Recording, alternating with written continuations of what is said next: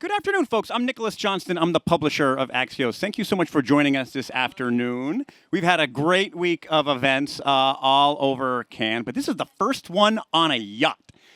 So thank you so much for Criteo for being our partner today and giving me some pictures that I'll be able to show my kids that think I'm actually cool while I'm here in the south of France. And so I'm happy to join with me for a conversation. Criteo's CEO, Brendan McCarthy. Brendan. I'm the CMO.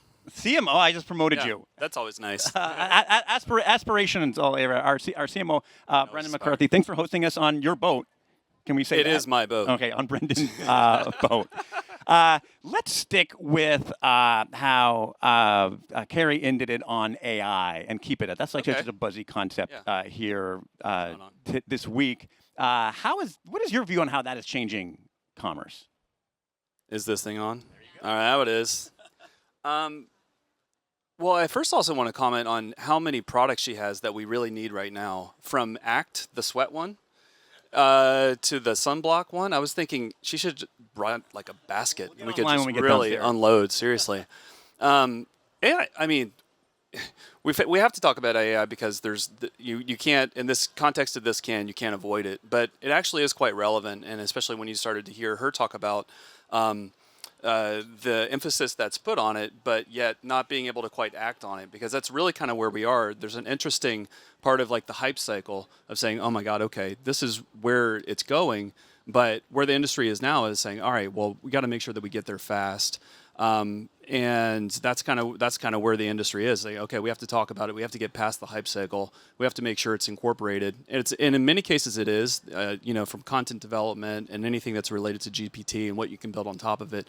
But there's so much more that can be done to really bring it to life. Like this is the most challenging thing when talking about AI. Is so much of it is in theory or like floating into the future or only 18 months away. And so I find AI conversations are much more useful when you can bring it into now in the reality. And so are there any things that are interesting that you think are like a little closer, or like that are happening now, and then maybe arriving in the short term that will actually move the needle? Yeah, absolutely. Well, I've as a CMO, I like to think first about how people are actually engaging with our product, Criteo, but how are they actually living their lives, engaging with ads, and what are they actually doing? Because it helps to keep you grounded in where the industry is actually going.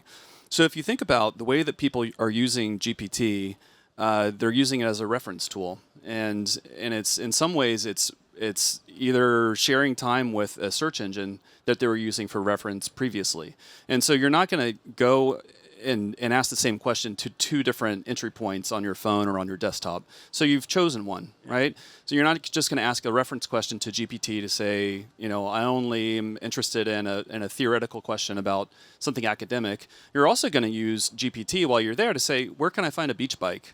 Or where can I find Summer Fridays products? And if you do that now, and we could, play around with it, but if you do it now, you're likely to get an answer, but you're not going to have the same kind of experience that you're going to have if you were to use a search entry point, right? If you were to say, okay, show me Summer Fridays products, you're going to get the Summer Fridays products. You're also going to get the competitive products, and you're going to get pictures of them that look colorful and interesting, and you're going to have this engaging type of experience, where on GPT, you're going to get a really interesting list of how it works and where it's going, and the summary of these things is that you should get one, but you're going to click down into the links, and then your search is going to go beyond. So I'd say what's relevant to it right now is the fact that people have a finite amount of time. You can't argue with that. There's 24 hours in a day, and you have a certain number of meetings that you have to get done. You're not going to then start deciding, I'm only going to ask this question to GPT, and I'm only going to ask this question to search. The point is, you got to have more of a commerce experience across all the different platforms, and the key to that is getting the right data in there. Well, so the experience thing is really interesting here, because I want to dig into the new tagline, for the love of commerce, and I love unpacking what brands mean by that. I feel like that relates a little bit to that experience on the customer side. Unpack a little bit more about how you arrived at that. Well, it's our research showed that 76 of the people who we surveyed really found that the online shopping experience lacks delight, that it frankly kind of stinks, right? You go there, it's super transactional, due to GDPR privacy regulations, which we embrace, and we're behind all the way. The fact is that you still have to hit accept all. Doing that all week, yes. Yeah, and especially here, even when you go into apps like the Wall Street Journal, New York Times, you like in the U.S. you don't have to do that. Here, it's you're constantly pushing through things, and you might even get distracted of what you're actually doing on your phone by the time you're done pushing down the little buttons. So people find that experience is not what they want it to be. So in Criteo, since we're 20 years old and we've played a central role in developing the digital commerce ecosystem, we recognize that we have a central role to play in, first off, contributing to that being the way that it is, but then also, more importantly, a responsibility to make it better moving forward. And to bring it back to AI, what's interesting about it is that there's clearly a significant change that's happening there's 160 million, I was looking at it just really quickly a minute ago, 160 million downloads of GPT apps just in 2025. That's a ton. And that means that now commerce has to work across both ends, and the commerce experience is going to reset in many ways. So we at Criteo have an opportunity to make sure that if it's going to be rebuilt on something or on a couple different things, it has to be better. What is your advice? Like thinking about it like that specifically is really smart. Particularly that look, people have a set amount of time. They're not going to go ask 5 different ways. They're going to ask once. So now knowing that this change is coming, what is the message here at Cannes? What are you telling your partners here? What are you telling other brands on how to think about this? We're saying look to AI, look to Criteo's commerce data. We've got trusted commerce data that we're speaking with the largest platforms that we're all familiar with, that get data all the way down to the SKU level, so that you understand how much stock is available, so product availability, location, everything, down to the granular detail, and make sure that that's incorporated so that as you're rebuilding for the future and setting up commerce of the future, knowing that it's going to be driven by AI and it's going to be connected to the way that people are actually consuming information now, that you build it in the right way. And so we're having those conversations now, and Cannes is a wonderful opportunity to do that because they're all here. How ready are folks for those conversations? Do people know what's coming, or do you sort of nudge absolutely. them? Oh yeah, no. These are intentional, purposeful conversations to say, okay, I'm super interested.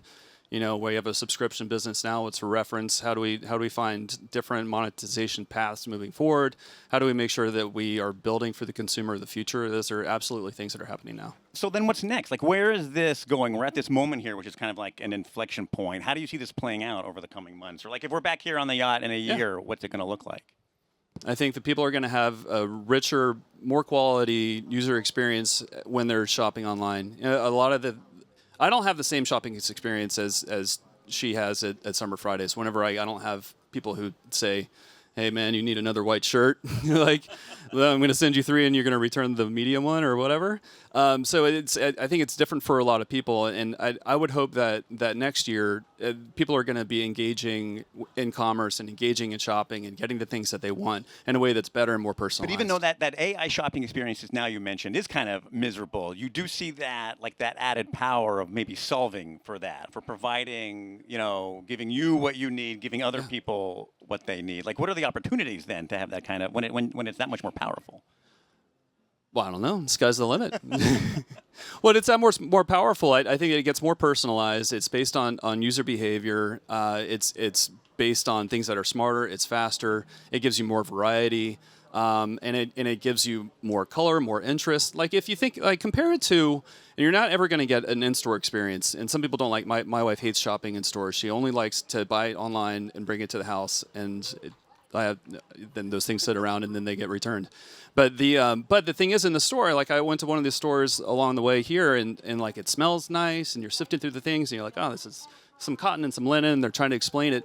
But the digital shopping experience is never going to be that, because it's not going to be like smell-o-vision. You're never going to get that out of it. But it can be better. It can be richer. It can have a more quality experience that could be either immersive through an AR type of thing that she's referring to whenever you're looking at the app and it's identifying pores on your skin. But it can be better, and commerce data that Criteo provides is central to that. This is, I love this optimistic note to end on before we get to the hook here. Is that look, all these things are going to solve it and make this a much better experience. So that's great news. Maybe we'll see you back here on the yacht next year and catch up where we are. But the same way as Axios, we love to end on one fun thing. Here at Cannes, like to end on one Cannes thing. We're in the midst of a week. It's getting a little hot.